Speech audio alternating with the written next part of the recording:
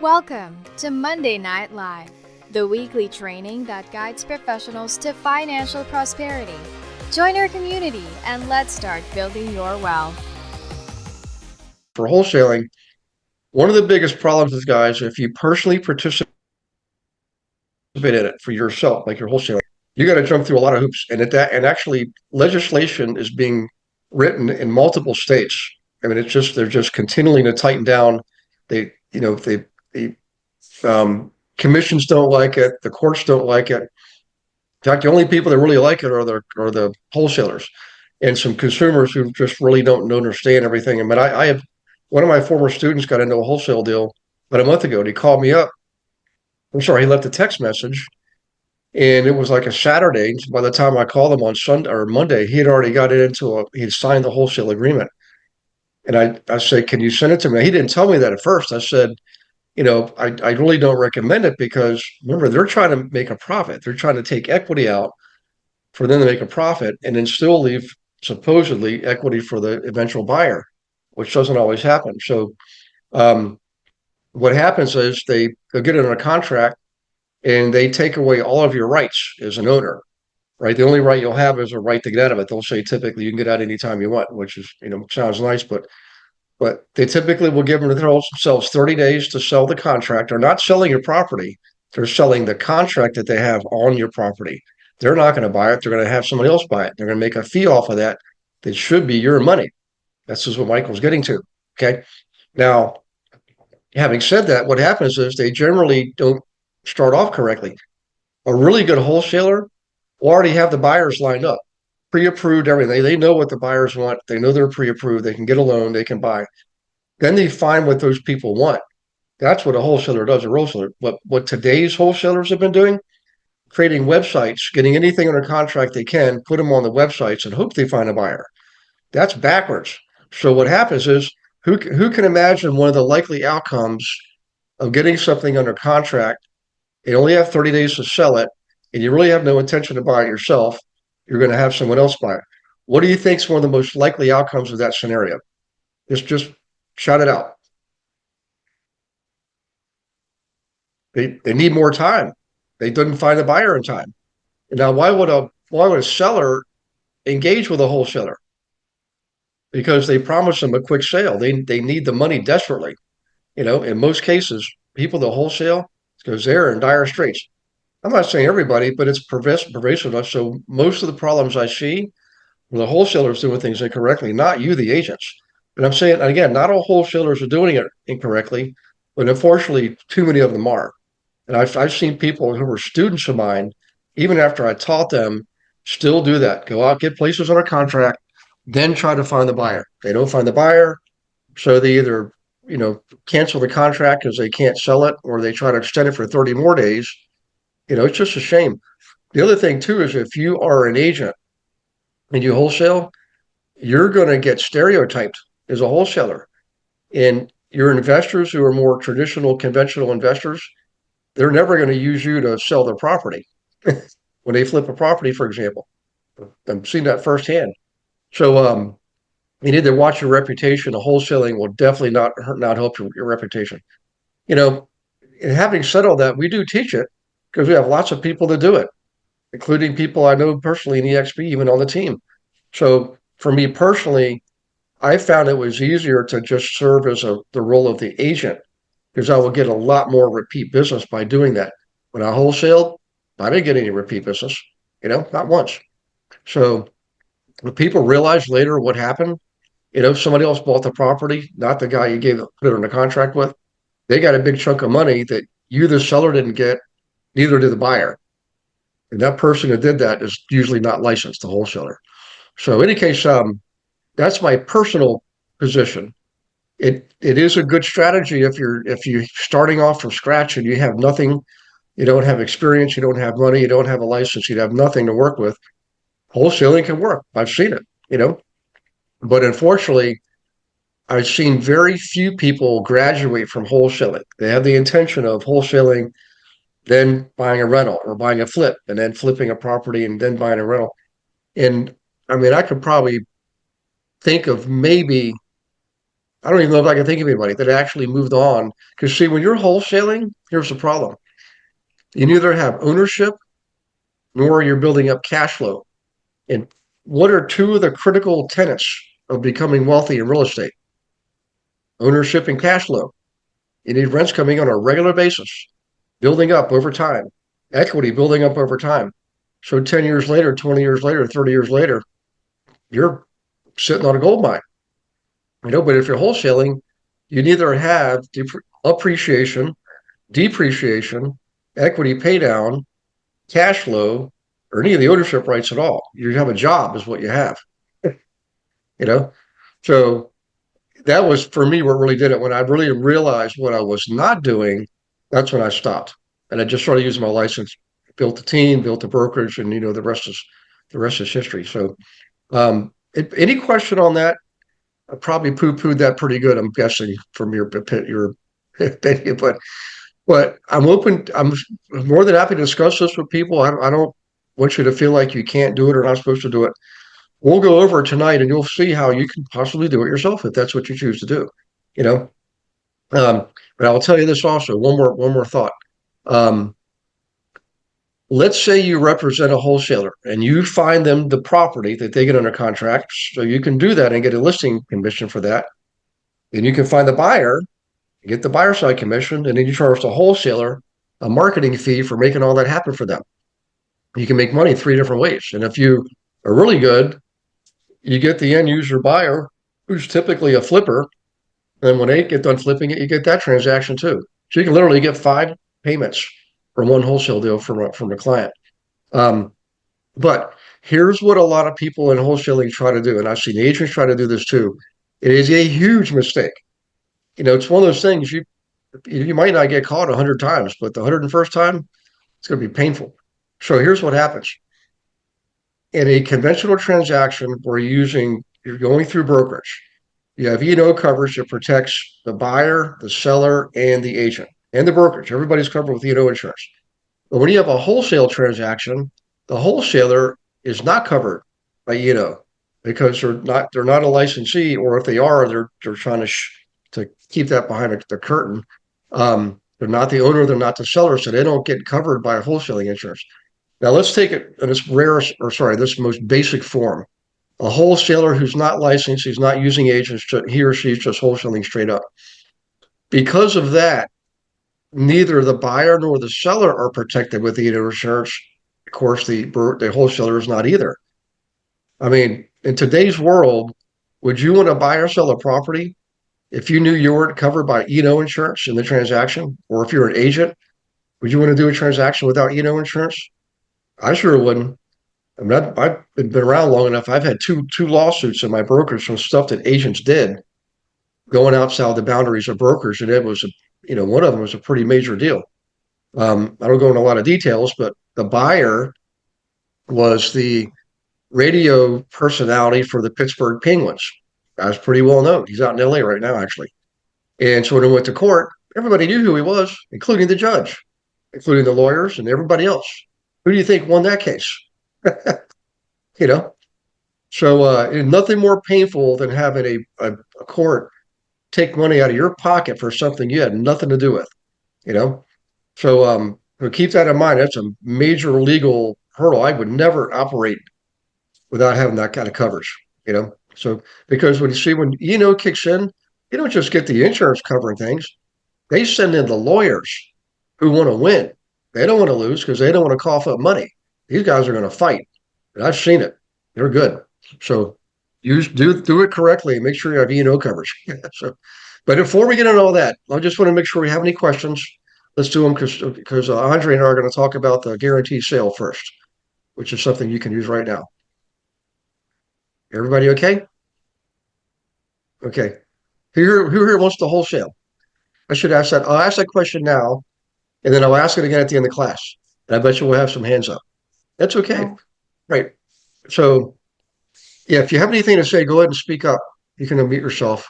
And otherwise, we're gonna go into the guaranteed sale. I never wanted to wholesale, but I have recently had clients that are interested in it. So Yep. Yep. And there's some good teachers out there. Lou Brown teaches it. He's a great guy. He's one of the rare few people that I actually would, trust putting in front of a group. Um, but he'll be the first to tell you he really cares about the consumer. And he tells his students, you need to make sure you have your buyers lined up first. You know, do it the right way. So, in any case, let's go and talk about the guaranteed sale. So, if you want us to take notes, this would be a good time. Of course, this is being recorded, so you're going to get the recording tomorrow or Wednesday. But what the guaranteed sale is, and if you think about it philosophically, it's a marketing campaign. The intention is to get a listing. It's a marketing campaign to get somebody's attention so that you can be the first agent in front of them to get a listing. Now, statistically, 85% of the time, and all listings have been tracked, 85% of the time, the listing agent went with which agent? Which agent got the listing 85% of the time? First, second, third, First. very first one, hands down. So the key is not how well you can do a listing presentation, which is very important. The key is how do you get the owner's attention?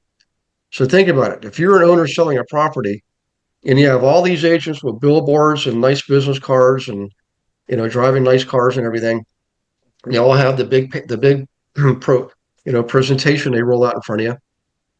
And you have this one agent that promotes in bold print on signs and marketing material and everything, brochures. Your home sold guaranteed. Big bold letters.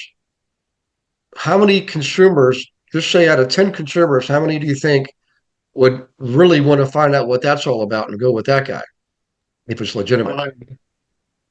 Oh, yeah, absolutely. So here's the clincher. How do we actually guarantee the sale? Well, the way you guarantee it is you say, if I don't sell your property in whatever timeline you want to give it, 90 days, 6 months, what have you, typically you do it short, like 90 days. I will personally buy your house at a predetermined price that's acceptable to you. And those words you're going to kind of want to remember those words. Your price sold in 90 days or less, guaranteed at a price that's acceptable to you. Or if not, I will buy it at a price that's acceptable to you. Okay. So now let's be honest here.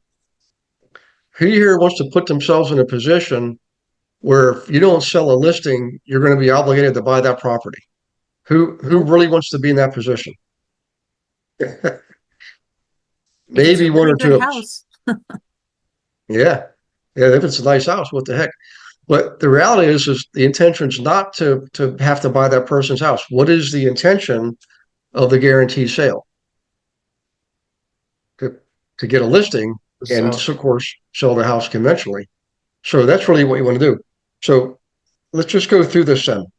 Let's say you put out a marketing piece on Facebook and just say, hey, guys, I just want to give you an update. I understand the market out there is pretty tight right now. There's just not a lot of activity. If you're concerned or you really want to sell your house, but you're concerned, temporary issue has occurred while connecting to the server. Hang on one second, guys. Again later. 200. Oh, the TV has a mind of its own. Crazy. I know, it cracks me up. So, any case, and it's not my TV, by the way. So, any case, back to this. You put it out there. If I can't sell your house in 90 days, I will buy it, personally buy it at a price that's acceptable to you. Okay. You're going to get some responses on that. I can promise you that. Now, when you go to meet the person, ultimately, again, the aim is to get the listing. Okay. So you're going to give them the guaranteed sale program, and they're probably going to hem and haw and say, I really don't like that. And here's why. So here's the things you want to write down. You're going to put in certain guidelines in the guaranteed sale in your listing agreement to really carry out a guaranteed sale. You're going to put in certain guidelines like this. You need at least 90 days to sell the property.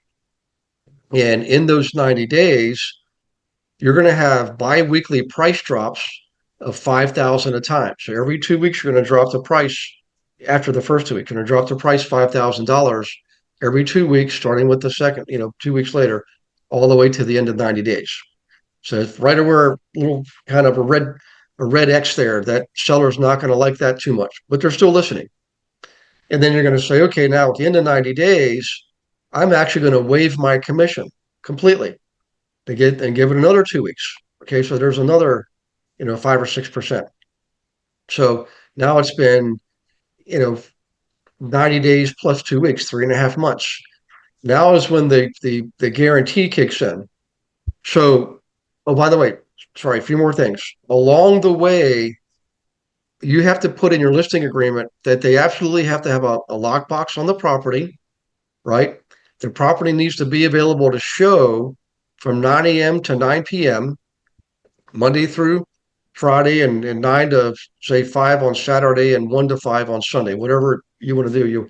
You want to make sure that those time frames that the seller makes the property available to you with very short notice. I mean, some people will say 24 hours notice, but I'm here to tell you, you're going to get calls from people, and they're going to want to see it that day because they're getting ready to make a decision. You need to show that property that day. So you're going to put in restrictions like that. In other words, you need to make the property available every time you ask to go see the property, no exceptions. Because as soon as they violate that once, that invalidates the contract. And that's restriction number 2. Restriction number 1 was the price drops. Restriction number 2 is they need to make the property available to you on your terms to show the property. All right. Restriction number 3, what kind of condition does the house have to be in? Just shout it out or type it in. Showing ready. Absolutely. Immaculate. Showing ready. Everything put away, clean, and I would even go as far as say if it's depending on the property and the circumstances and all that, I would say that any obvious deferred maintenance needs to be taken care of, like peeling paint. Huge no-no. Carpet that's frayed and stained, that's got to go. So I would put in there, we need to take care of all these cosmetics, fresh paint, new carpet, call it lipstick and rouge. And again, on the outside, the yard has to be, you can't have knee-high grass. You can't have weeds propping up on the mulch. The yard needs to be clean and cut and maintained, trimmed and everything. So that house needs to be, if there's 10 houses for sale in that neighborhood, this house needs to be number 1 or pretty close to it.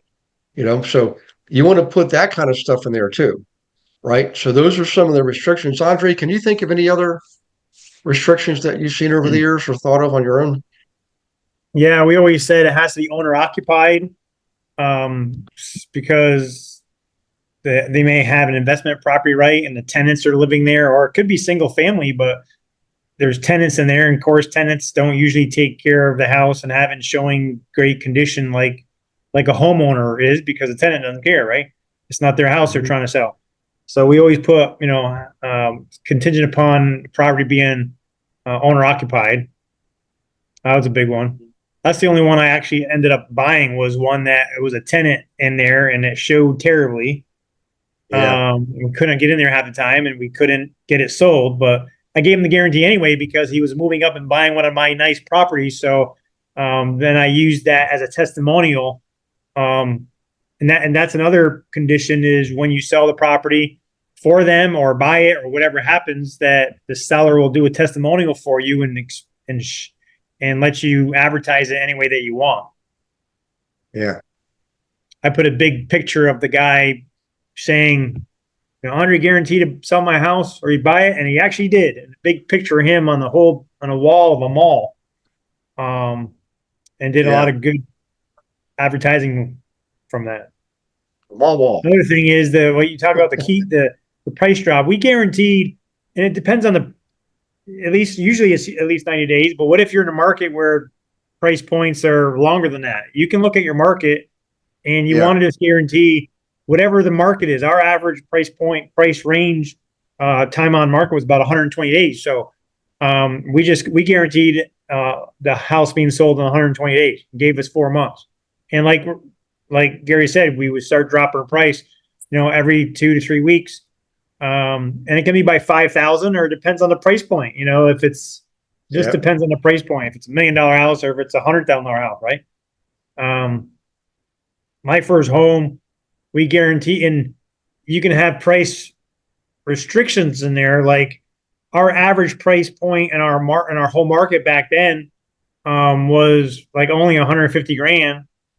But there were some houses that were 300 and 400, but the average was like 150. And I could only afford to buy a $150,000 house. So even though there was $200,000 or $300,000 houses out there, I had a price point max of 150. And so whatever it is, I mean, yours might be 400 but the high point is $1 million. When you do your advertising, you're just going to put down on the bottom in small print, some conditions apply, and you'll give them conditions at the meeting. But when you're marketing, you're just saying, your home's sold guaranteed X amount of days or we'll buy it. Some restrictions apply. And then you have people that have duplexes and lakefront expensive properties and things that don't meet the criteria. But when you get into the house, you go through your, presentation and go look at everything.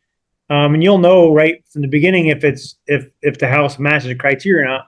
And even if it doesn't, and this is the kicker is, let's say it's duplex or if it's over the price point or for whatever reason, it doesn't match your conditions. So you can't buy that one.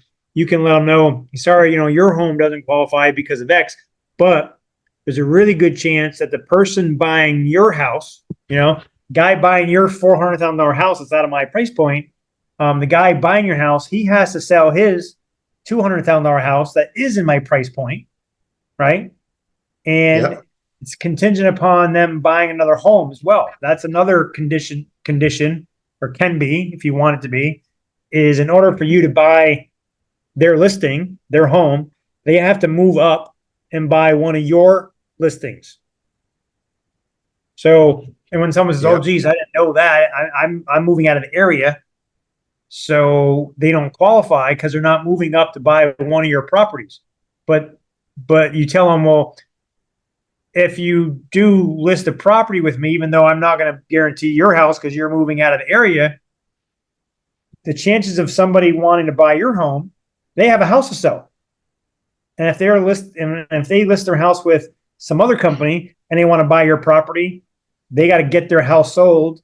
The agent has to get their home sold contingent upon them to buy yours. They have to sell theirs. But if they call me because of the marketing that I'm doing and they want to buy your house, well, if they list, since you're my listing, I will then list their house, give them the guarantee that I'm going to get their home sold the next amount of days. And if not, I'm going to buy their house so they can move up and buy your house. And I'm only do that for my properties, my homeowners, my sellers. I'm not going to do it with, like, if you list your house with somebody else, then, it doesn't work that way. You've got to be listed with me. And if you're the only one in the area that's giving that guarantee, that gives you a big advantage. Does that all make sense? You could also, contingent upon locations or school districts, or I covered about, 15 different towns in about 3 different counties. But there were some towns or cities or school districts that weren't desirable that I did not want to give that guarantee. I didn't want to buy a home in X town.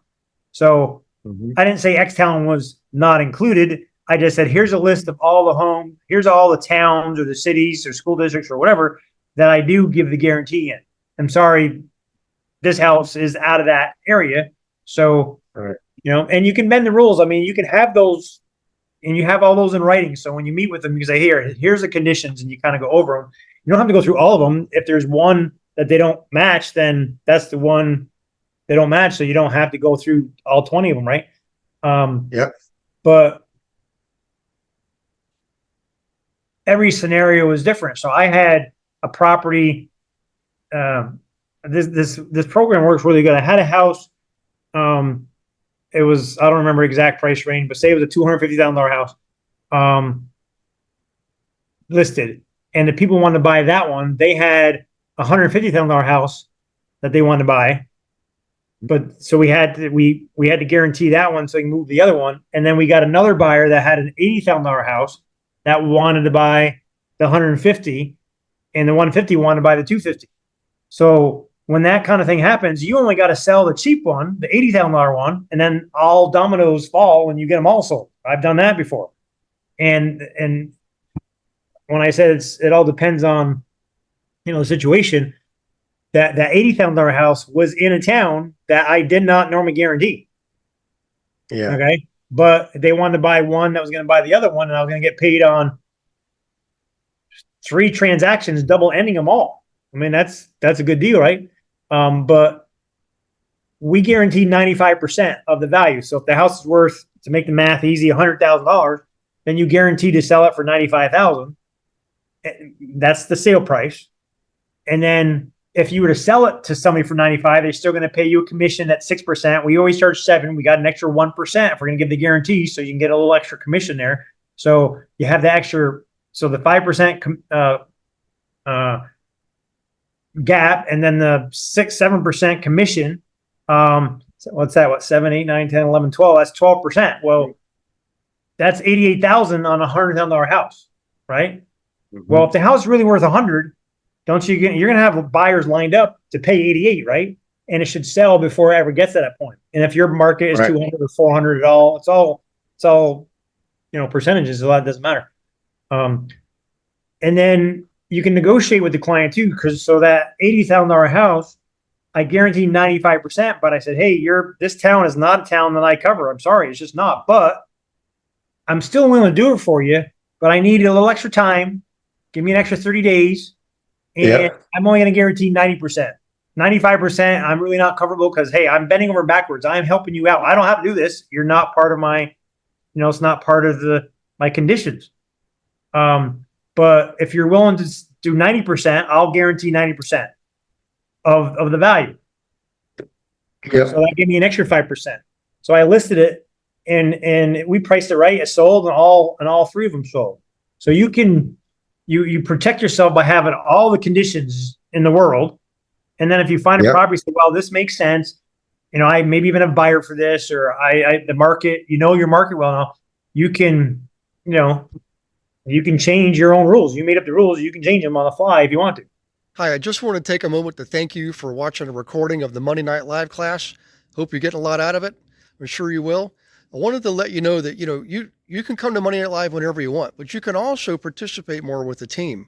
Why don't you set up a call with me, a one-on-one strategy call? I can go over everything with you, show you everything that we have to offer. For example, did you know that on our team, not only do you get your leads, we actually give you your own account on our lead gen system. So this puts you in control.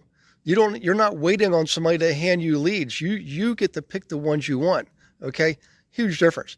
We have 21 of our own proprietary marketing campaigns. They're all copyright protected. We're the only ones that can use them. Okay. The coaching is absolutely one-on-one. We got 3 coaches. We even have a 4th success coach that we have access to. Okay. One of left fewer than 100 in the world. Okay. One-on-one coaching. Right now the big problem is volume. We need more transactions. We need more inventory. I get it. Well, we know how to get it. Our team actually outproduces the national average by more than 2 to 1. So if you're struggling, don't do that anymore. If you're a solo agent, if you're a team, let's just talk. Smart entrepreneurs are always open to discussion. Learn what we have to offer, and then you can make an informed decision about staying where you are or moving on. You got to decide, if you're not where you want to be, you've got to take action to get where you want to be. Let's see how we can help you do that. I look forward to talking to you. Click on the link, set up a call. And by the way, I'll see you on the next Monday Night Live. Yeah. You just do it to make whatever makes sense. Yeah. And another couple of things, guys. So, I'm sure you're gathering now, the guaranteed sale marketing campaign is really just that. It's a marketing campaign. The intention is, you're trying to get their attention. So here's one strategy that I've seen used in the past. It really works well. Is you're going down the criteria.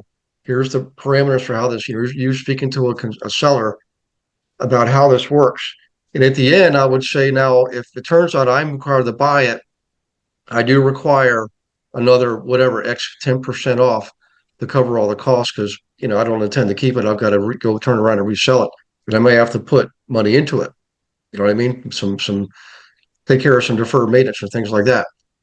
So And at the end, they're like really not happy with that. They don't want to sell at that low price if they have to. And that's when you would say, you know what, let's do this. Let's sell it traditionally, conventionally, using traditional marketing campaigns. You know, everybody has all the same MLS, but we're pretty good at what we do with AI and things like that. Let's do that for 90 days. If it doesn't sell, you can still come back to the guaranteed sale program. How does that grab you? And most sellers will be like, okay, because you tell them, hey, you don't have to use that, but we can put it on the back burner if you decide to use it later if your house isn't selling. So let me ask you guys that. So now that I just said that and Andre's given you his input, can you see how you can use this to get in front of somebody to get a listing? It really, really worked. And, you know, at the end of the day, the final part of, let's say you eventually required to buy it, you have to make that price that's something that works for you, right? Because now you're involved. Two people have to be involved for a transaction to work, buyer and seller. If you're the buyer, remember, you now have buyer rights. You're not just an agent anymore, you're a buyer. So make sure you put a price in there that's like, you know what, if I have to buy at that price, that's a darn good deal. But think about it. If it's a darn good deal, chances are you're never going to get to that point. It's going to settle. You know, does that make sense, guys? Yeah. So now let's say that you went through all of that and whatever you had to buy it. You get it under contract, but you really don't want to buy it. What can you do when you have a property under contract? You can wholesale. That's when you can wholesale it, you know, and just you're trying to sell the contractor is what you're trying to do. You could open up to your investor network, on and off market. There's all kinds of things you can do. And in that sales agreement, you know, if it doesn't get sold, I mean, if you can't close on it in 30 days, then remember you got contingencies, inspections, appraisals, lending approvals, all kinds of stuff, you know. So that's another thing that we did. Another condition was that they had to have an inspection done prior to, and then we would know what needed to be done, and they had to fix anything that, you know, was any reasonable buyer is going to ask. So we got the inspection done ahead of time and got things fixed, and that helped. You know, when you go to sell it, you can give people a copy of that inspection right on on the kitchen table, and they can see, hey, here's the inspection. They had a few things and they got fixed. That helps too. Yep. So, any questions on this process, guys? I mean, who here feels? Just raise your hand if you feel uneasy about it. Like it just doesn't. It sounds scary. There's too many moving parts, that kind of thing. It's okay. I'm looking for. Yeah. You can start off too, Gary, by instead of saying your house guaranteed to sell in 90 days, we'll buy it. You can do, hey, your house sold guaranteed in 90 days, or I'll sell it for free. That's one that I did that before the buy because I was scared too. Now, when you say you're going to sell it for free, there's four parts of a real estate commission, right? There's the listing side and the buyer side. And then on the listing side and the buyer side, those get usually, say it's 50-50 or whatever the percentage is, to the broker, the company and you. So when you market, hey, your home sold in X amount of days, or you'll sell it for free, you're saying you, PF, will sell it for free. That doesn't mean the other agent's going to sell it for free. It doesn't mean the company's going to sell it for free. It's saying you are selling it for free. So you throw in your 1.5% of the commission. If it's a 6% commission, but they still got to pay 1.5 to the broker, and when we were paying the other fees, the buyer fee, they still have to pay that. But in this case, with the new rules and stuff, you can still say you'll sell it for free. So you personally are going to throw in your commission and not get paid on that deal. But what if it gets you 10 listings because you marketed that way and you got in the door in times that you wouldn't get in the door? And again, if they have you're going to have price reductions in there as well. If you put it at price where you think it should be, and then you start reducing it down to the point where you reduce it low enough that it's taking your commission out and you won't get paid on that deal. But what if you get 10 other listings because of it? And there's a lot of other scenarios like that. you put your money where your mouth is, basically, where other agents promise things, but they don't. There's no penalty to the other agent if they don't sell it, except an expired listing, right? But for you, you're saying there's penalties. You buy it, or you'll sell it for free, or maybe you'll reduce your commission in half. Whatever. Yeah. You can be creative. It's just like Gary said, it's marketing to get people to call you instead of the other guy. Yeah. That's really what, at the end of the day, that's what it is. So, now Mike McGran's asking what marketing can you do? And he puts in there the cheapest automated marketing you can do to get listings to wholesale. Well, guess what wholesalers do to get those properties to find those properties? Guess what they do? They do the same thing agents do. They're using good old fashioned marketing. Now, I've seen people use bandit signs. You've seen them. We buy ugly houses. We pay cash for a house in 7 days, all that kind of stuff. They do that we don't do. However, they have a tool that they use, wholesalers typically use, to find the prospects. Now, there's several of these tools out there. Freedom Soft. I mean, it goes on and on and on. Guess what one of the most popular tools is to use to find properties to buy? Who wants to take a guess what it is? Real Flow. Really Flow. Bingo. Really Flow was made for investors. It wasn't made for agents. We just use it because we know how to use it. We can use it we use it all the time to get conventional, traditional listings. So they're using that. They're finding people that are more likely, higher probability of needing to or wanting to sell. That's the key. You've got to use the data to narrow down your scope of effort.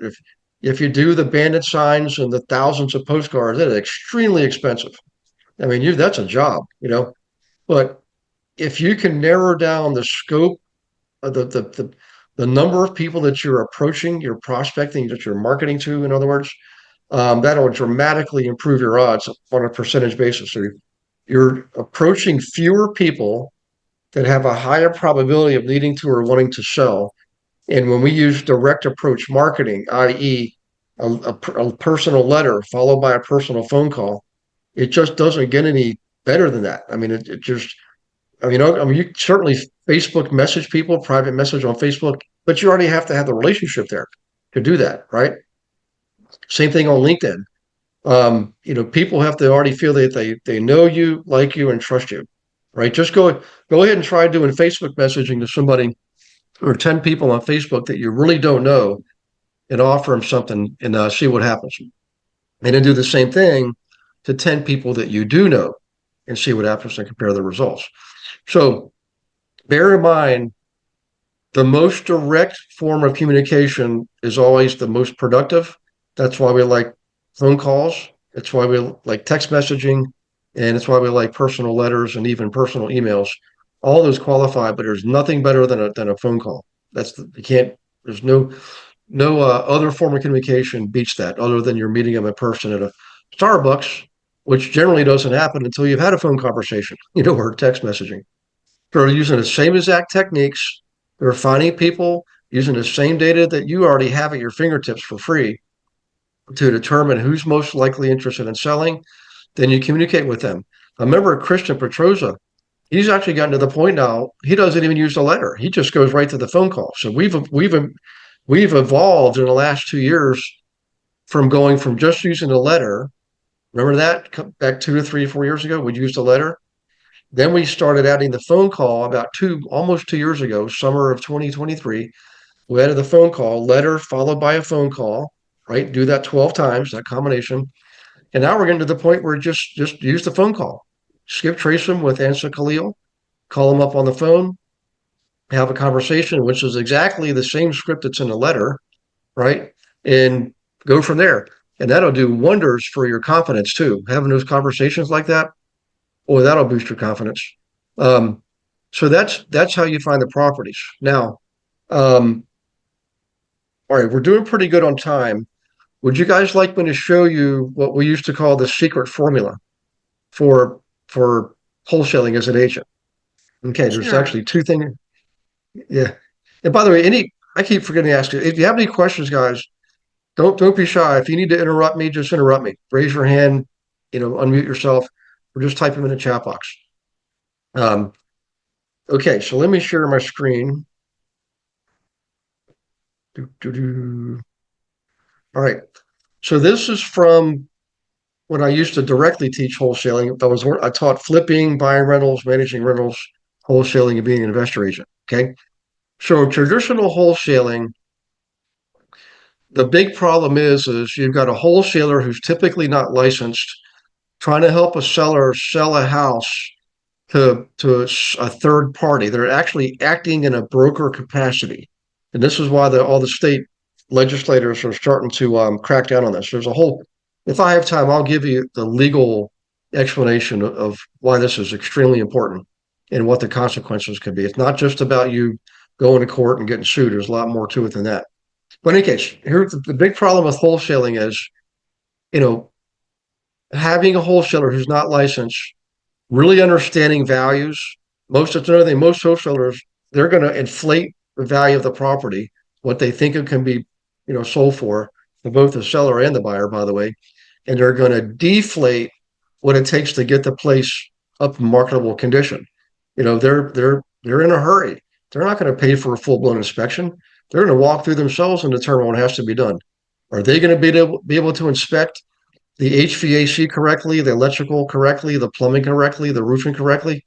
Probably not. They're not qualified. But lo and behold, they're making estimates on what it would cost to remodel this house, usually very low. So the other part of that problem is they actually don't get to sell the contract quickly enough. They need another 30 days, and another 30 days. Meantime, the sellers could call it a contract. They're in limbo, So here comes the secret weapon strategy. Here comes the agent. We'll call her D. Agent D. There's actually A, B, C, and D. We'll just say the agent's name is D. So Agent D is an investor agent. She's like you guys. She's trained to know how to work with investors.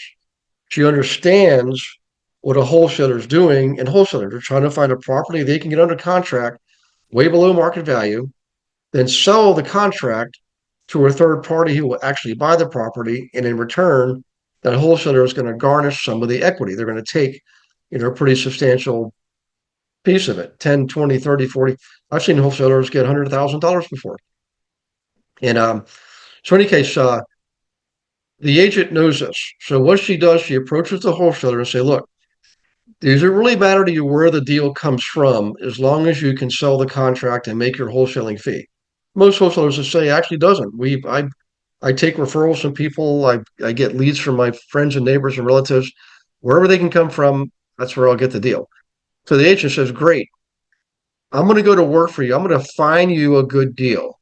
As long as you do two things. Number one is I'm going to get the property listed first. I'm going to give you first right of refusal.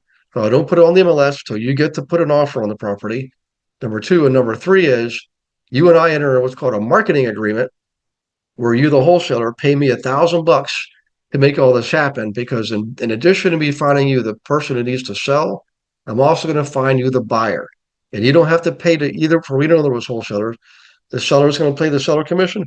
The buyer's going to pay the buyer commission. You're going to pay me a wholesaling fee, excuse me. The seller gets to sell, you get to wholesale, and the buyer gets to buy. Everybody wins. You have no more work on your part. I'm doing all the contracts and all the paperwork, and you just sit back and collect your wholesaling fee. How does that sound? Now, if you've ever wholesaled before, does that sound like a pretty good value proposition? Or if you ever wanted to wholesale? Yeah, all you do is sit back. Let's say you make $10,000 on a wholesale, you cough up 1,000 for the agent to pull it all together, and you didn't do anything, So really what you're dealing with here is it's always time versus money. What's more important to people, time or money? And it's usually some combination of those. So there's more to it than this. Okay. So let's go to this slide here. By the way, you guys can see my screen. I should have asked that. Okay. Yes. So you've got, property is A is the property. B is the wholesaler. We'll call her B. C is the buyer. We'll call him Charlie. And D is the investor agent. Again, we're going to call her D.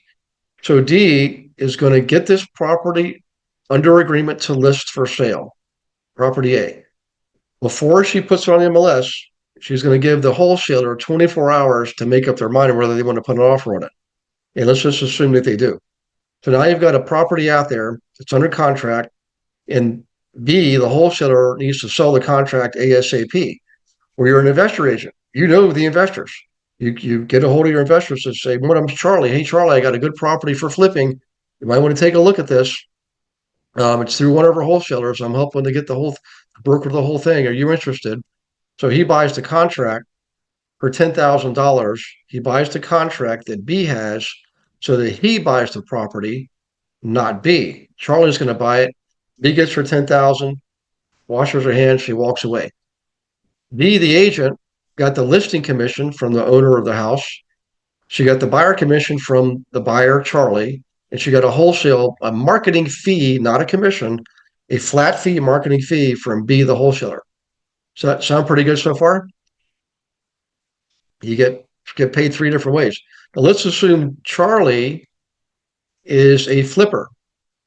Okay. He's an investor. So he's not going to keep the property. He's going to remodel the property and put it back on the market. And who set herself up with a right of refusal agreement to make sure she gets that listing if and when Charlie puts the house back on the market? D. D did. D the agent. So now she gets another listing commission on the same house. Same house. It's just being resold after it's been remodeled. And if she's having a really good day, if she's good at her marketing, she's going to find the end user buyer who's going to actually live in it. So she get 2 listing commissions, 2 buy-side commissions, and a wholesale fee.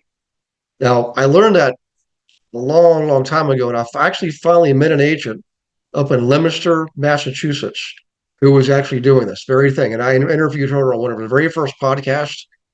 I had her teach a class. This was probably 10 years ago. And she did an excellent job. And she built an entire team around this philosophy. She goes to the investor club meetings. She knows who the wholesalers are. She knows who the investors are.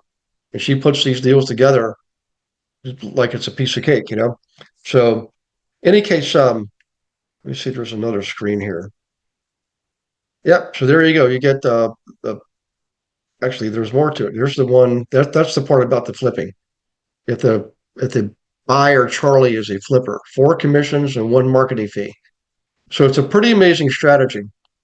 It does work. It's a little bit of work for you, but let's face it, you build relationships with people.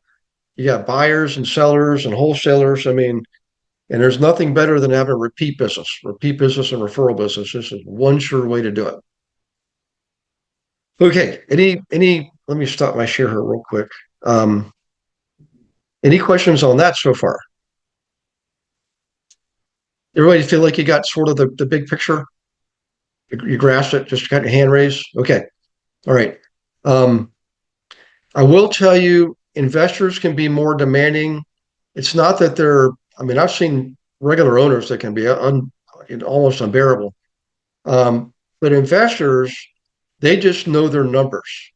It's not that they're like being jerks, they demand to only do deals where the numbers make sense. And they're good at reading financial statements. They understand how to value properties.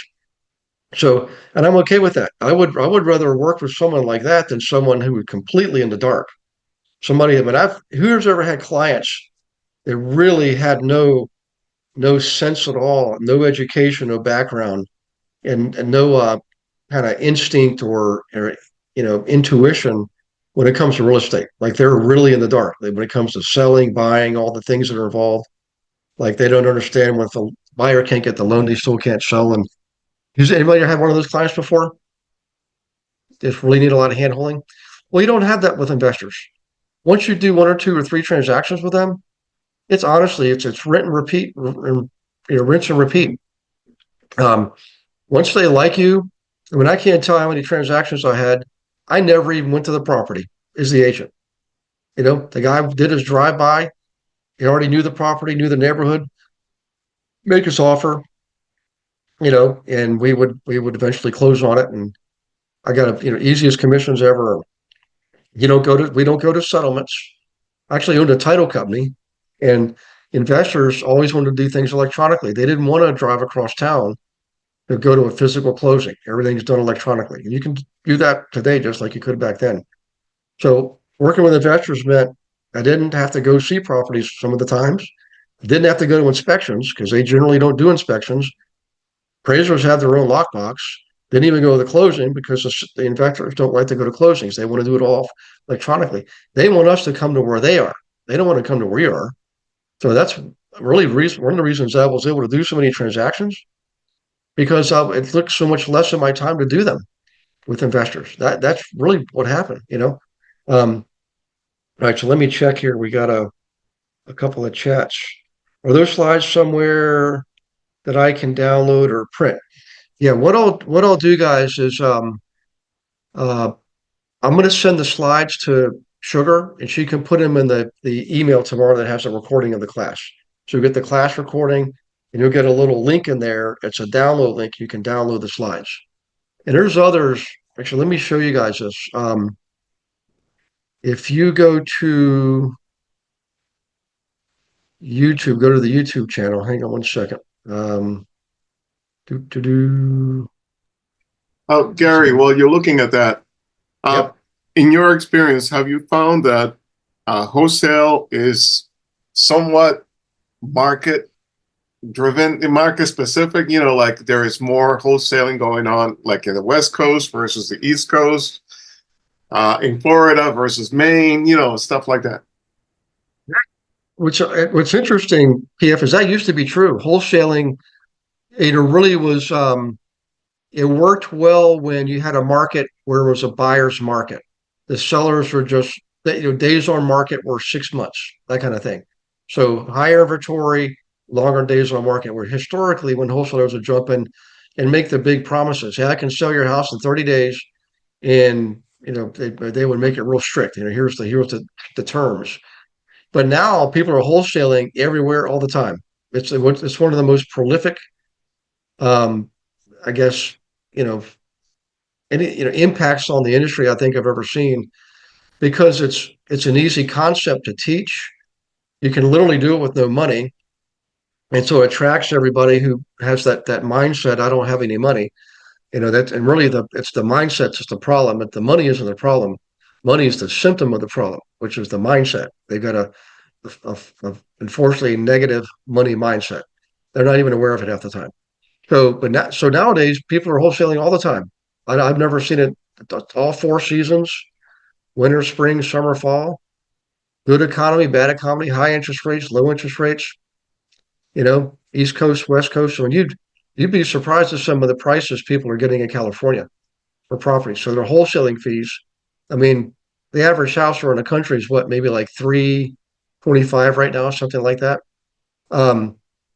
California, in some, the bigger areas, it's a lot more than that, 5 times that. So everything's, relative. So you're getting higher, you're getting on dollar for dollar, more commission income, more wholesaling income, things like that. In a market like Dayton, Ohio, or Macon, Georgia, you've got some of the lowest home prices in the country. You're going to have dollar for dollar, less commissions and less wholesaling fees.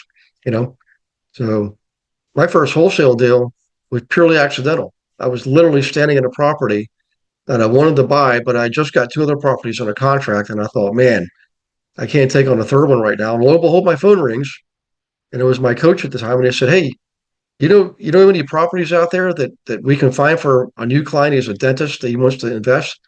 And I said, "Yeah, Jim, I'm actually standing in it right now." So I ended up wholesaling that to the dentist, and I was so naive. And he said, "What do you want for it?" And I said, 20, just throw me 2,500. I should have asked for 10 grand. I didn't know. I got 2,500 though, piece of cake. So in any case, all right. I was going to show you the playlist. So if you go to the YouTube channel for our team, it's not just for our team. Of course, YouTube is, everybody can access it. And you want to go to the playlist, right? We're in the playlist. Click on playlist. And if you look in here on the second row, you're going to see tips wholesaling. Click on the view full playlist. Okay. And you're going to see these strategies drawn out for you on a whiteboard. There's me right there drawing on that whiteboard. The exact presentation I just gave you. So the first one is the basics of wholesaling.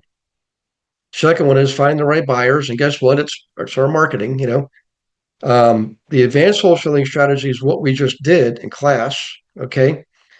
Now, I also go into what we call the business structure. This is if you're going to wholesale. So I want to ask you guys a favor. Instead of me trying to show you this in class, I'm going to describe it to you briefly, but I want you to watch this video on your own.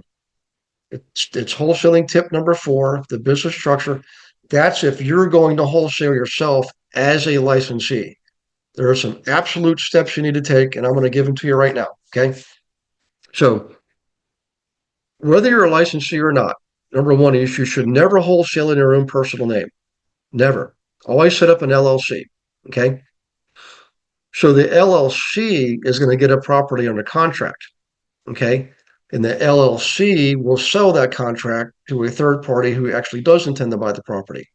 So that's step number 1 is use an LLC, whether you're a licensee or not. Okay. Now, if you are a licensee, these are the most critical steps. You want to hire a registered agent to set up your LLC so that your name doesn't show up in the searches. The registered agent's name shows up in the searches for your LLC. It's going to cost you $125 or something. I don't know what it costs today, but it's worth it. Okay. So far, you, the actual wholesaler, the owner, not the owner, I'm sorry, the investor has not signed a single document yet. Right. Now, you also need somebody in your LLC, call them an officer of the LLC, a corporate officer. They're not an owner. They have no shares in the LLC. They're just paid. You pay them to work for you. You can pay them a contractor's fee if you want, or like a 1099.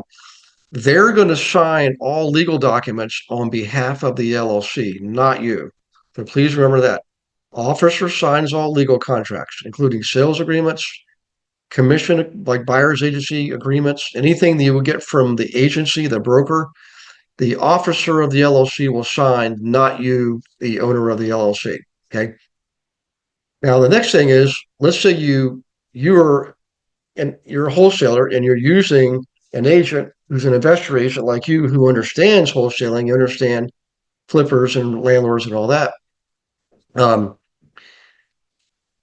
You're a licensee, okay? They're going to have these agreements. You're going to have a sales agreement you're going to have to sign. Maybe a buyer's agency agreement you're going to have to sign. But you're not going to sign that either. Who's going to sign those brokerage documents on behalf of the LLC? Is the owner going to sign them? Or who's going to sign them? The officer. The same officer. Remember, they have no legal, they're not liable for anything. They're just an officer of the corporation. They have no ownership rights. You could try to sue them, but it's going to get thrown out because they're not an owner. They're just working in the employment of the owner, which is the LLC. So in any case, so far, the licensed wholesaler, hasn't signed any LLC documents, hasn't signed any sales agreements, hasn't signed any buyer's agency agreements, any commission agreements, anything like that at all. Okay. So then when you sell the contract as a wholesaler, your officer is going to sign that assignment document also. And then, so the LLC then sells the agreement. The LLC collects their assignment fee or wholesaling fee, whatever you want to call it, and then you're done. If you're in a state that has sniffed this out and they're going to say, something like, well, you can't do that. It's still wholesaling. What can you do? You can sell the LLC is what you can do. And whoever buys the LLC now has the rights, the contractual rights to that sales agreement that you're wholesaling. Does that make sense, guys? Yeah, I know I'm starting to get in the weeds here a little bit, but just bear with me. We're actually almost done.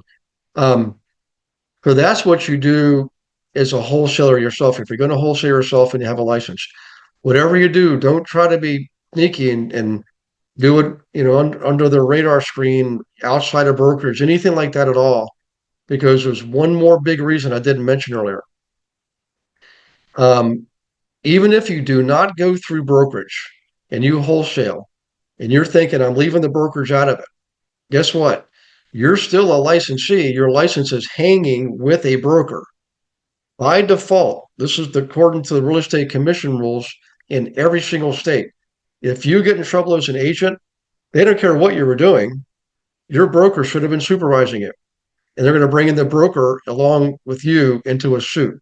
Well, guess what? If you did it outside of brokerage, what does not kick in? E&O insurance. Yeah, no.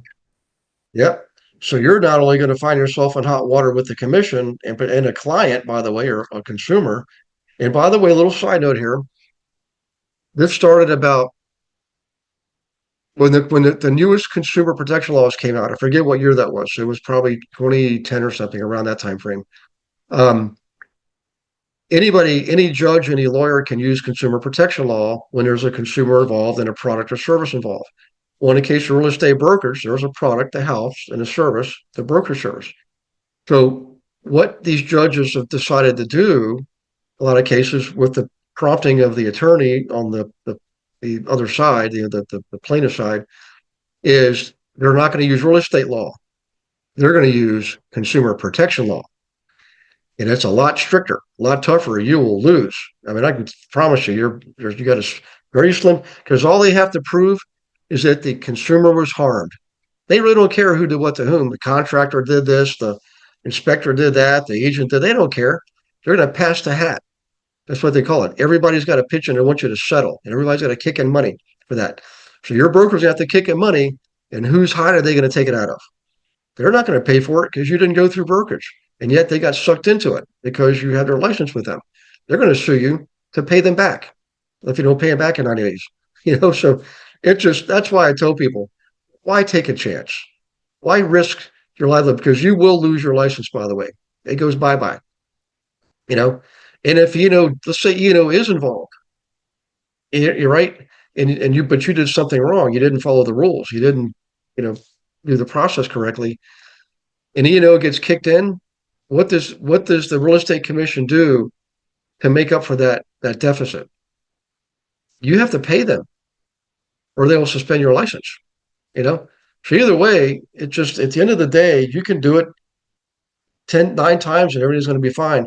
All it takes is one consumer to get wise and file a complaint. Even if they signed everything, it's going to go to consumer protection inside a courtroom with a lawyer on the other side who knows it's going to be a big payday. And you're going to get caught with your shorts down with no E&O to cover you. So in any case, back to this. We talked about the LLC, talked about having an officer sign on everybody's behalf. There's one more thing I want to mention, and it goes back to the strategy, what we call the secret strategy, where you're an agent, but you're representing a wholesaler. This is really important. When you work with a wholesaler and you're going to help them find the buyer, whether they find a buyer on their own, you help them find the buyer. You need to protect yourself in your buy-side commission. So you need to remember this. Please write this down. I would put it in a buyer's agency agreement, and I would also put this in a sales agreement. That if a sales agreement is assigned, right, they assign the sales agreement to another buyer. They assign the rights of that transaction to the buyer. This is what you want to write, that your rights as a buyer's agent survive the transfer of who's on the contract, the assignment of the contract. You go with the contract, but whoever buys the contract has to pay you. Does that make sense, guys? Okay, really important. Let me stop my sharing there. That was really the last thing I wanted to get out, because at the end of the day, if you're going to do this, you do need to protect yourselves. Most people are on the up and up, but there's enough people out there that if they sense an opportunity to not have to pay something or make more money, and you get stung by it, there's people that they'll do it anyways. They don't care. They'll say something like this: "Hey, you let me do this one, I'll make sure you get paid on the next one." I have done that. I'm personally guilty of that in my early days, and I promise you, you are way, way, way more worthy than that. You should tell them, I get paid just like the lender gets paid, the attorney gets paid, the inspector gets paid, the contractor gets paid, the tax accountant gets paid, everybody gets paid just like me. And so I don't, I'm happy to help you. I'm a charitable person, but I like helping people personally for my personal life because I prosper so much in my professional life because I'm good at what I do. And that's why you're paying me, you know? And I asked them, by the way, did you ask everybody else involved in a transaction for them to pony up and help you out too? In most cases, they're going to say no. They always come to us. So always remember that trick. Ask them, who else have you asked to help you in this? Have you asked the attorney, the lender, the title company, and all that? Just go down the list. Okay. Keep that in mind. It works.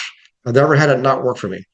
But back to the original statement, protect yourself by putting that language in a sales agreement and a buyer's agency agreement that your rights as a buyer's agent survive assignment of a contract and the buyer assumes all obligations to you as the buyer according to those contracts. That way you make sure you get paid. Okay, let's open up for questions here. We got one from Andre. Here, if you don't need me. Okay, Andre, thanks for being here, man. You guys want to say bye to Andre? He's going to dessert time. Bye, Andre. Thank Bye, you. Andrew. Thanks, everybody. Yeah. Is Beth making anything good for dessert? Oh no, I'm gonna go find out. He's got new puppies. Oh, really? We do got new puppies coming. Yeah, No kidding. 2 more All weeks. right. I got to get a little bigger. Okay. Yeah. Well, there's a chance I might be coming back down there. I'm not sure, July, August. I just don't have it all panned out yet. Some things are up in the air, but I'll keep you posted. All right. Have a good night, We'll do an everyone. encore. All right. Hey guys, if you have questions, by all means, please let me know. I know we covered a lot tonight, and I know it can sound like it's a complex subject, but it's really not. When you break it down, um, it's a strategy that a lot of investors will use when they're newer into the game. It's the one that gets the most publicity because it appeals to people who have the mindset that they have no money. Instead of having the mindset, the world, there's plenty of money in the world. The world is an abundance of money. And I choose to participate in that. That's the mindset we should have. But when times are tough, right, it's easy to fall into that negative state of mind. We've all done it, including me, where you circle the wagons and you kind of you restrict yourself too much and you cut off any of the good abundant stuff that's happening out in the world. It's a tough thing to be involved in. Believe me, I can tell you firsthand. But what I will tell you is, no matter what your circumstances, this strategy can work. It does. So we have a wholesaling training program. Everybody here that's on the team is, an actual official member of the Global Investor Agent Team. You have access to that free and clear. If you just ask Sugar in email, Sugar, can you please unlock the wholesaling program for me? And I would watch the videos on the playlist, watch the videos in the wholesaling training program, and then have a strategy call with me. Let's look at your options and see what we can figure out. I mean, I've done it. I'm not. I personally choose not to do it now. That's based on my personal life experience. But it could be something that you could be used to make part of your toolbox. Okay, let's see here. To learn wholesale, do I learn from your site? Yeah. So Jackie, just go to the team website, your members area, and under training programs, click in there, and you'll see it'll say locked. It'll have like a water line across it, watermark. That'll say locked or something like that. You just have to email Sugar and say, email, please unlock the wholesaling training program. And she'll unlock it for you. So Gary, can you please share the sentence for assignment in writing, please? Yeah. Let me go ahead and type this in here. I would put it in the chat box. Okay. So I'm going to speak to the first person. This is you writing this in the sales agreement. Okay. In the sales agreement, you're going to say this. The buyer's agent's rights survive the assignment of this sales agreement. Okay, and you can specify, you can say, meaning the buyer assumes the obligations set forth in the original sales agreement. Okay, let me make sure.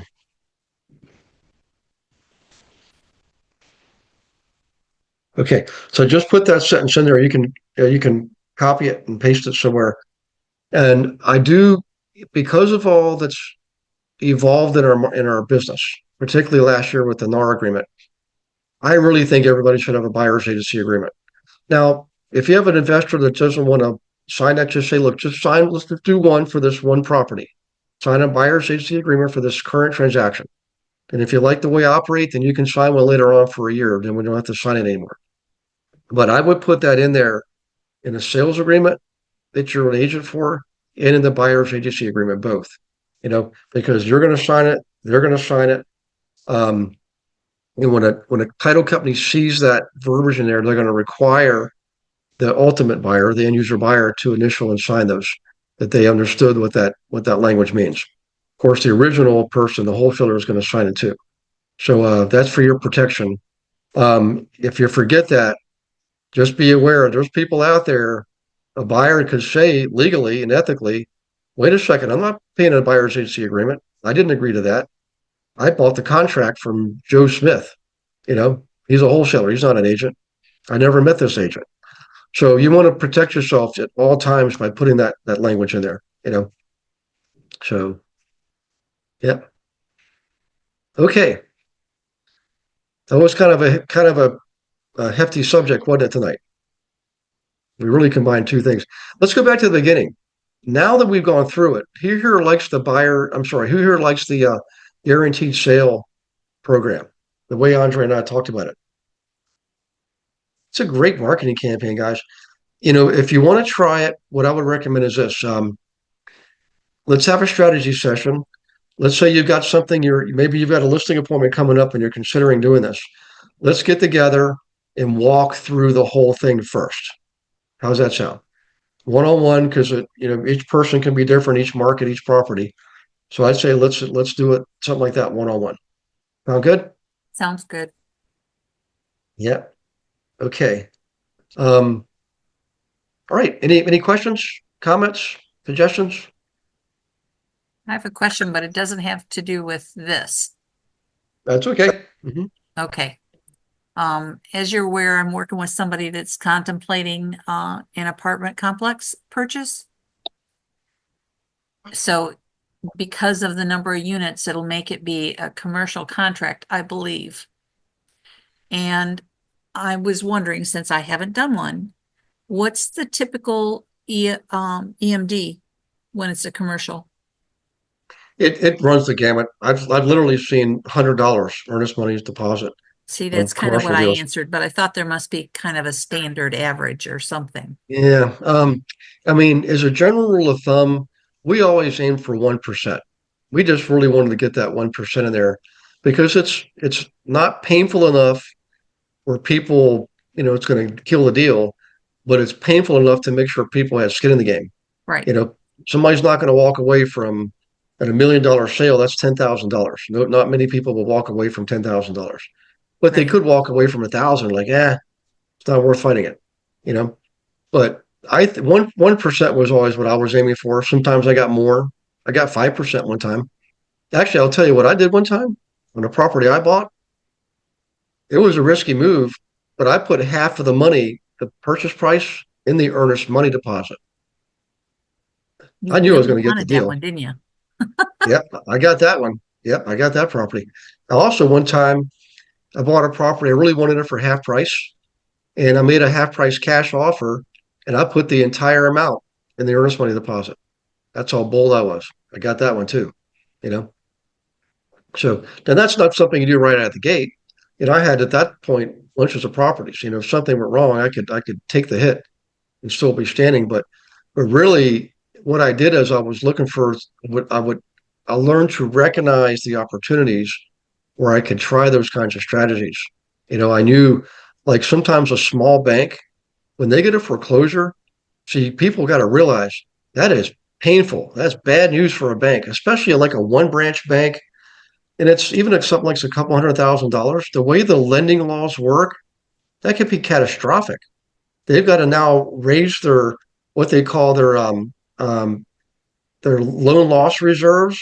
In other words, money they have to keep in reserves for loans that are lost. They go sour, and that money cannot be used for anything else. They can't use it for anything. It just sits there. It's like you and I put in a bunch of money in a checking account and we can't touch it. It's just sitting there not earning interest or anything. And not only that, if it's a publicly held bank, they're going to get crucified. People will sell their shares. It's just disastrous. So I knew that. So I would look for the ones taken over by small local banks, and that's where I'd make those cash offers. Look, I know you got this one. I'm not trying to ruin your day. I know you're trying to get this off your books ASAP. I'll give you cash right now, half price. Yeah, they would say yes. Because guess how much it costs a bank to go through foreclosure proceedings. Probably It a actually lot. it varies by state. New York's one of the worst. One of the most expensive is New York. One of the cheapest is Texas. Florida's very cheap too because you can do it in 30 days. But not New York. New York, minimum 415 days, and you're filing all kinds of paperwork, and the other side's going to get a lawyer, and they're going to file extensions, and it just goes on and on and on. It's horrible. So small local banks, I love working with them. And not even just for me, just for my consumers, my clients. I would tell them, look, I can help get you some good deals that are not on the market yet, and the banks own them. They're just got so many they can't deal with them right now. Um, so real quick, I'll tell you this: when it comes to foreclosures, who here's ever taken an accounting class where you had the T, debits and credits, debits on one side, credits on the other? So to you and I, debits and credits make sense, right? To us as a citizen, with a business. But when you're a bank and it comes to mortgages, loans, notes, those debits and credits are reversed. You have to look at it from the other side of your brain for it to make sense from a bank's perspective. But here's the big problem for banks. See, when a house has a mortgage on it and somebody's paying on the mortgage, the house is not the asset to the bank. The mortgage is the asset to the bank, right? The house is an asset to you and me, the owner, property owner, not the bank. But when a bank takes a property over in foreclosure, does that house become an asset to the bank? No, it's a liability. Nope, it's a liability. So now, let's say this is zero. The loan was up here getting paid on. The loan doesn't get paid on. That drops down to zero. They don't have the asset anymore. And the house that was your asset is not an asset to the bank. It's a liability to the value of the house, 200,000. So now that bank didn't just take a $200,000 hit. They've got a $400,000 swing, right? In this on the books. That's what I mean by it's disastrous. That's horrible. They have less money they can loan. They got to put more money in reserves. Bad publicity. Investors hate it. The investors, the people investing in the bank, the people that actually make the bank run. Okay, let's see here. How do you buy houses from the bank? There actually is a technique for that, Gabby. So if you go into the team website, let me see here real quick. I'll just show you. Here's real estate. Let me get logged in, and I'm going to share my screen. Okay, log in. Let's go back. Share. Okay. So if you log into the team website, click on marketing. Down here, it's the second from the last, working with banks campaign. So if you click on that, Gabby, you're going to get a video to watch and sort of a cheat sheet, working with banks, text version of webinar, and a document. It's an actual checklist working with banks. Okay. So you get to watch the video and you get the actual checklist. Let's just look at the checklist real quick.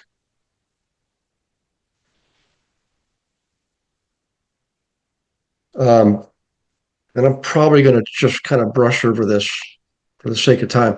But Gabby, this is right in there for you and everybody to download. Okay.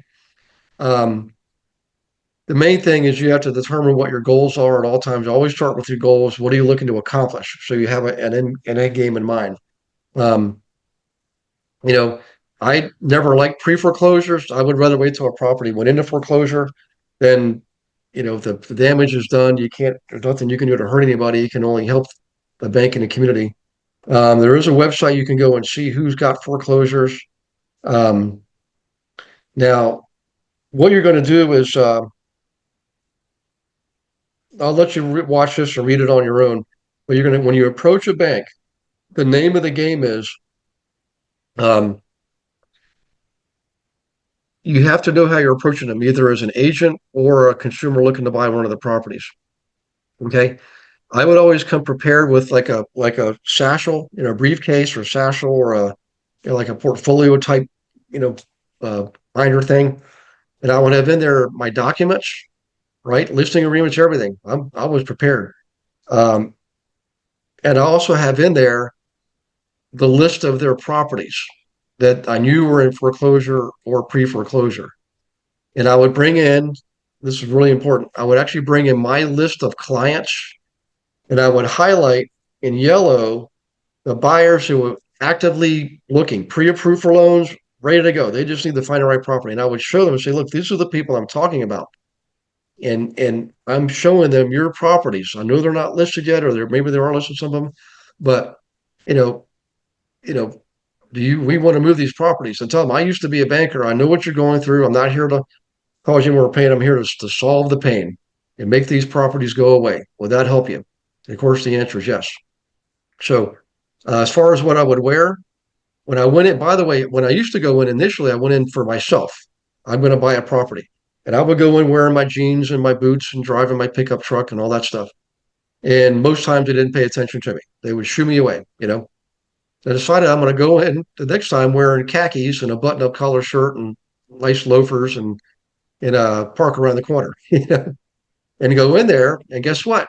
They paid attention to me because I was wearing, business casual type clothes. And a lot of times I wouldn't get the person I needed to speak to right away, but I would get an introduction. And that's what I was looking for because I went with the small local banks. Sometimes they had one branch, sometimes they had 10, just, small banks. In a small bank, one branch bank, the person who's making the loans is usually the bank president and they're there on site. But if they got 5 branches or 10 branches, usually one bank branch is also doubling as the headquarters. That's where they would do all the operations and all that stuff. And sometimes I'd have to get contacted with someone like that. But I would always ask for a personal introduction. I don't want to just hand them my business card and pass it on. I would say, with all due respect, this is a business transaction we're talking about. Would you honor that by doing a business introduction? And be grateful for that. And usually they would. A lot of times, who was handling those things, by the way, is the attorney that the bank had on retainer, or maybe the attorney was a member of the bank, or they were on the board of directors.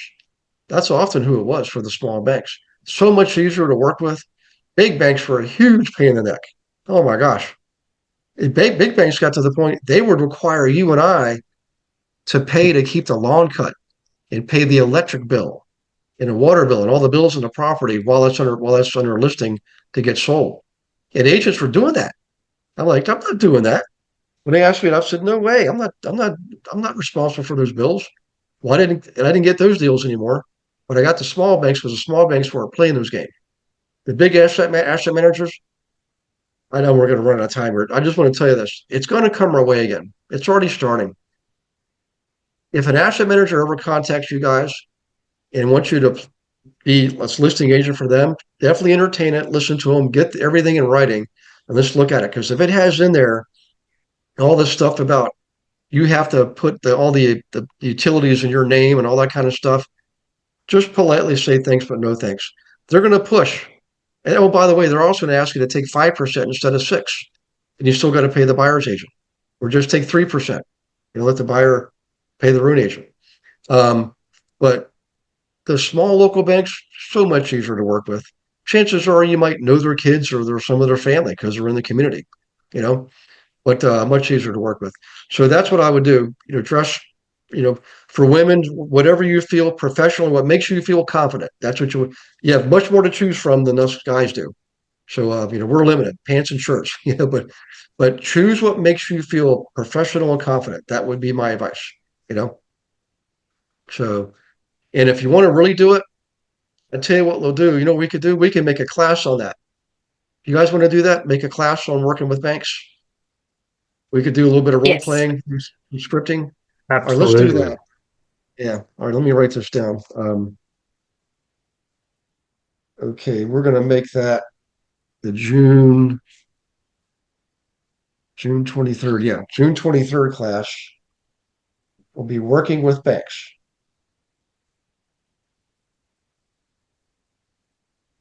And I'll see if I can pull up some of my old documents and think if I can find them. I'll bring those up and share them with you guys. So okay, all right. Everybody feel better about the guaranteed sale program? Yeah. I would entertain it, and I would say before you actually pull the trigger on it, let's have a one-on-one and make sure we're really thorough. Make sure that we've eliminated as many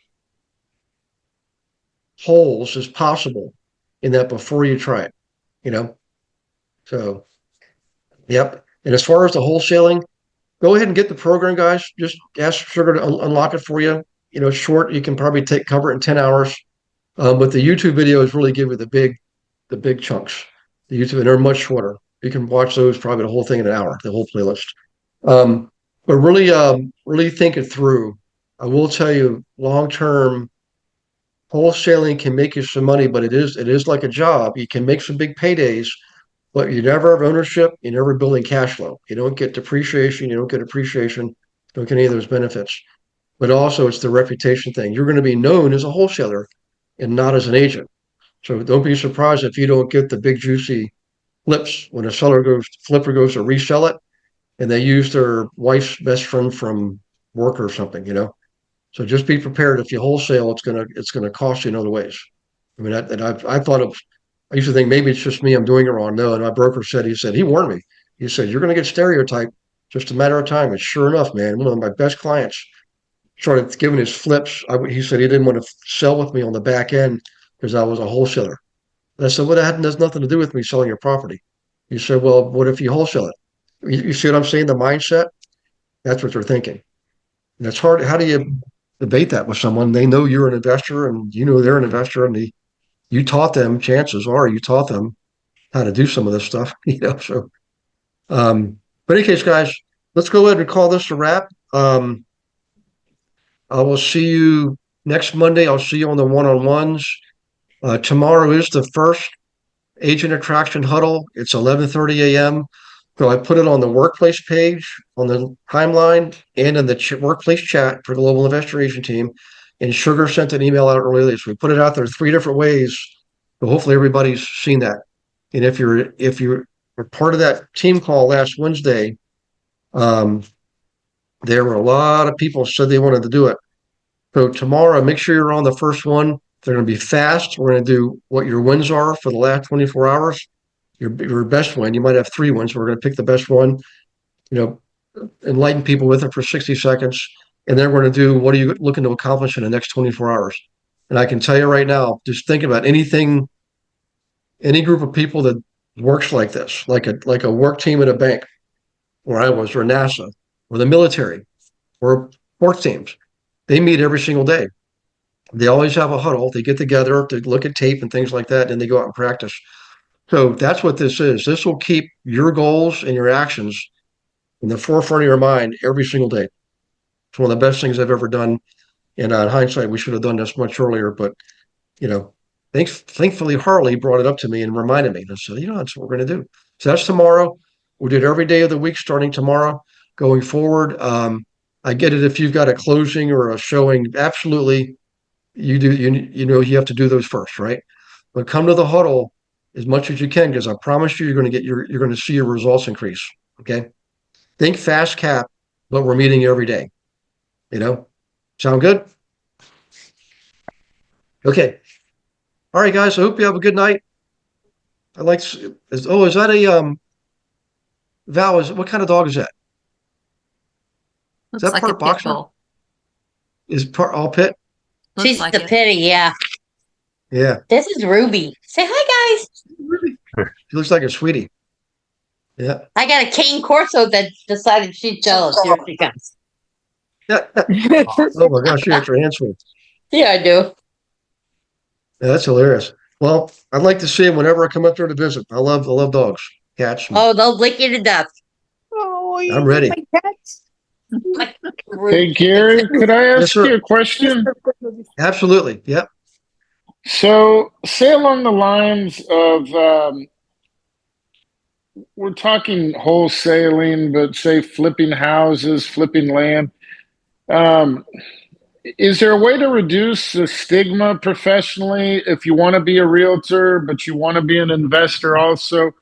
And maybe put that investment wing under some sort of corporate or LLC umbrella or something. And rather than broadcasting your name on the investment side where you're trying to profit with larger margins than a commission, would it be possible to isolate the identities as a realtor and an investor with your corporate structure and your advertising? How, is that a possibility? I guess you and I have talked from the standpoint of land flipping in the past, and it's something that is, you know, I've questioned because I'm kind of in a small market, so it's real easy to get that reputation. Kind of the, what is it, the goldfish in the fishbowl or something? Like you want to be very careful of your professional reputation in a small market. Yeah. Well, the problem is that working with investors, that's good. You want people to know that. You definitely want to have branding that reflects the fact that you know how to work with investment properties. Because what will happen is consumers will think, gee, if Mike's really good at with investment properties, my house is probably going to be a piece of cake for him to sell. The problem is what I was describing earlier is specifically with wholesaling. That's what gets you a stereotype, not investing. Your investing is not going to hurt your reputation. It's gonna help. I mean, look. I'm living proof. Um, we had so many transactions going through, and people would say, I saw you teach at the local investor club, and I'm really moving from the area. I just thought, man, you're really smart with this stuff, and most agents don't know what you know. Can you sell my house? And I'm like, heck yeah, let's sign it up. So investor agent, good. Wholesaling, if you're going to wholesale as an agent, um, it's not working with wholesalers that's going to hurt you. It's being a wholesaler yourself. Working with wholesalers, remember, the strategy, you're helping them get the properties by getting the listings. You're helping them bring the buyer by doing what you already do anyways, which is your marketing. That's different than wholesaling yourself. To wholesale yourself, you've got to have really strong branding on the consumer side, where your position in the consumer's mind is a traditional agent. You help people buy and sell houses. You got to be out there and out front consistently, day in, day out. Social media, YouTube, having like me, I've got the podcast, the blog, all this stuff going on, newsletter. You need to have that kind of a presence out there to really further your brand as a traditional agent, especially if you're going to wholesale yourself personally. Okay. But in any case, I would, I have, I'm one person. I'm just Gary. I'm one person, but I do have marketing that appeals to investors, and I do have marketing that appeals to documents. And you two do. Every one of you here has to say marketing because you have the website. All that marketing, I actually did it. In fact, a lot of it is my own personal. I mean, I might have gotten the idea from someone else and made it better or something, but every single thing out there I actually created. You know, so I know they work.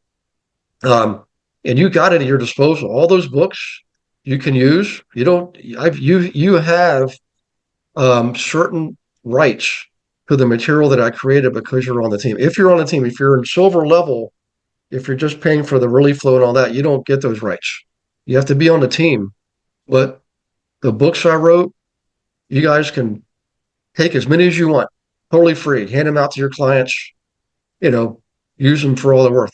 You have, and the public domain books, Remember the open write books? You can actually put your picture and name on those books. You could here, let me show you. We haven't gone over this in a while. I probably should show this more often, but let's go back. Let's get rid of that. Back to dashboard. So I'm going to show you the exact books I'm talking about. So you go into books, the books tab. You know what I recommend to guys? I would go out here every now and then and play around with this. So if you haven't been on it for a while, like the AI tools, for example, some of the scripts we've added, I mean, we're constantly putting things out here. All right. On the left column here, Premier books. These are ones that are copyright protected. And because of our business dealings with the editor, publisher, Amazon, all that kind of stuff, Audible, and I forget who else, Kindle. In any case, I kept the source rights. So all the material, even though my FS Services owns publication rights, I own the source rights. So these are all PDF versions of these books that you can share with your clients. If you have a client that says, Mike, I really want to flip, but I don't know where to start. Come in here, download the Flipping for Profit book and send it to them. They say, I really want to invest in rentals, but I'm really scared. What if the tenants don't pay their rent? Print this off, or sorry, download it, send it to them electronically, right? Over here, these are the open domain or public domain books. These you can download, edit to put your picture on the cover, put your name on the cover. Now, what you're supposed to do ethically in the world of publication is you need to provide what's called a citation. Written material provided by, and then you put that whoever's in the book, whoever did that, you put it in there. Okay. That's these books. And I tell you what, there's nothing better than having a book with your name on it as the author. When you show up like a listing presentation and everybody else is showing up with a pretty brochure and a business card, and you show up with a book that says the big book for the serious seller and your name's on it as the author and your picture, you just ramped up the value of your stock by a factor of 10 compared to all those other agents. So keep that in mind, guys. This is all at your disposal, 100%. You have all those rights. You don't have to pay a dime for them. I mean, they come out of just the team split, of course. Yeah. So that was a good question. I'm glad you guys brought that up. So any other questions? Yeah, Mike, I think you have a one-on-one coming up, right? I do, Gary, on Wednesday. Awesome. I'm looking forward to it. Let me give like an exact example. So I'm not going to be wholesaling, but I've got investors where we're going to buy the property. So if I want to advertise myself as a realtor so I can list the same properties, but then also buy the same properties, how does that work? Because that's where I've just always been confused. Like at the same time, I'm supposed to get the seller, the most amount of money, like fiduciary duty. But at the same time, I'm offering them, 50 cents on the dollar if they want to liquidate in 2 weeks or something. Yeah. There's nothing wrong with that. It's all in disclosure. So when you approach somebody, initially, you're going to approach them either as an investor or an agent. Okay. The role, even though you're what we call an investor agent, you need to let them know right up front, hey, you have to disclose that you're a licensee. Hey, so let's say you're talking to Katie Bartel. Say, hey, Katie, I'm really interested in your property. I do need to tell you right up front, I am a licensed real estate agent, but that's not why I'm here today. I'm not here to speak to you as an agent trying to get your house to list. I'm speaking to you as a consumer who is interested in buying your house because I'm an investor too. Are you okay with that? And then, get that, and really should get that in writing too, by the way, eventually. But so let's say you decide to approach them first as an agent. Okay. You could tell them at any point along the line, say, you know what? It looks like the market's just not moving the way we want it to. And that's a legitimate reason because that could be happening. We don't know what tomorrow's going to hold. But you could say it's been a month. I might be interested in buying your house too, but I'm an investor, so I would never pay retail for the property. I can make a formal offer once I do an inspection. Would you like to have that? And then she'll just say yes or no. Then you make your offer. You know, um, you make your offer and you've disclosed everything. You did the right thing. So just remember, you've got to determine your approach is going to be as an investor or an agent. The initial approach. In either way, you've got to disclose that you're a licensee. And if you take the latter, where you're going to approach them as a listing agent, you don't have to tell them you're just an investor. That's not part of disclosure law. But when you start thinking about that and the market is not moving, the property's just sitting there, you could approach them and say, look, I want to talk to you about something related. I am an investor too. I can see it just sitting there. I know it's going to be frustrating. I can offer to buy it, but it would be at an investor price, what we call a wholesale price, because as investors, we need the profit from it, or we wouldn't do it. And then have that discussion with them. So that's really how you approach that. If I've had plenty of agents buy their own listings after they would just think about it and realize, the seller keeps selling. We got to go. We're moving. We're in the new house. We can't pay 2 mortgages. Sell that thing fast. I would say, yep, I feel you. I can do it, but here's the terms. I'm an investor, just so you know, and approach it that way. So. And when you go to sell it, then you just have to disclose that you have an interest in the property. Yes, exactly. Yeah, even if you're owning an LLC, guys, and you sell the property from within an LLC and you're a licensee, you still have to disclose that. Okay? Just remember this. Here's the rule of thumb. Don't ever guess on when you disclose or not. Just assume you have to disclose 100% of the time, and you can't go wrong. I've never had disclosing anything ever cost me a deal. Never. I've had people tell me, I don't want to get a license because then I got to disclose it. I'm like, so what? What is that going to do? Well, maybe they won't work with me because say, no, you're an investor too. You have rights as an investor, just like you have rights as an agent. Just got to be open and honest with people. That's the key. Disclosure will never get you in trouble, but not disclosing could get you in trouble, Yeah. So, yeah. Okay. All right, guys. Well, as always, I really enjoy this. I appreciate you sticking around for an hour and 45 minutes. I know it's a long time to be sitting still, but education is everything. You can never learn too much. The more I learn, the more I realize how much there is to learn. So keep coming to class, keep studying, keep learning, keep doing your one-on-ones. Let's get together. Let's look at your goals and see how you're doing. Talk strategy. Sound good? Thanks, Gary. Okay. Thank you, Well, Gary. you're welcome. Hope you'll have a good night and a good rest of the week. God bless you and your loved ones. And just set up a call, and if not before then, I'll see you next Monday. Thank you for watching this episode of Monday Night Live. Be sure to subscribe to our channel and go to realestatewithgarywilson.com to join our community and start building wealth today.